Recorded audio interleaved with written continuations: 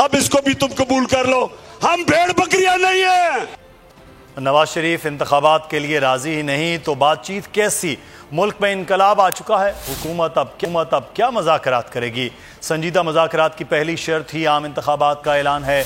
रहनुमा पीटीआई फवाद चौधरी ने हुकूमती मुज़ाकरात की हकीकत खोल कर रख दी। मीडिया से गुफ्तगू में कहना था कि अगर लॉन्ग मार्च में लोग कम हैं तो फिर ये घबराहट कैसी है? सबसे ज्यादा मायूसी राना सना के रवैये पर है। एक तरफ मुज़ाकरात की बातें हैं, दूसरी तरफ ये लोगों पर तशद्दुद करवा रहे हैं। अरशद शरीफ कीनिया में शहीद हुए, सबको पता है कि हकीकत में क्या हो रहा है।